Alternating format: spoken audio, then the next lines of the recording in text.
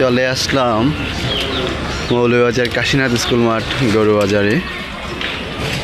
অনেক বছর পর কাশীনাথ স্কুলের মাঠে গরু বাজার বসেছে। গত 2-3 বছর মৌলভীবাজার স্টেডিয়াম মাঠে বসতো, তবে অনেক আগে এই কাশীনাথ স্কুলের মাঠে গরু বাজার ছিল। আবার এই বছর শুরু হলো 2026 সালে। মোটামুটি গরু এসেছে, এত বেশি আসে নাই। এবার আবার আয়োজন করা হয়,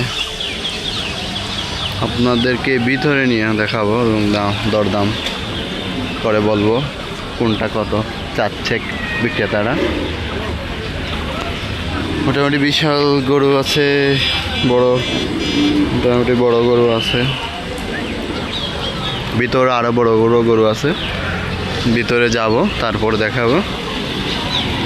সবাই সাথেই থাকুন।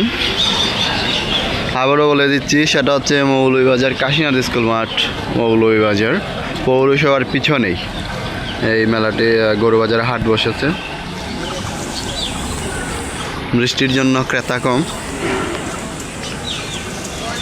তবে বিকাল থেকে ক্রেতা সমাগম শুরু হবে।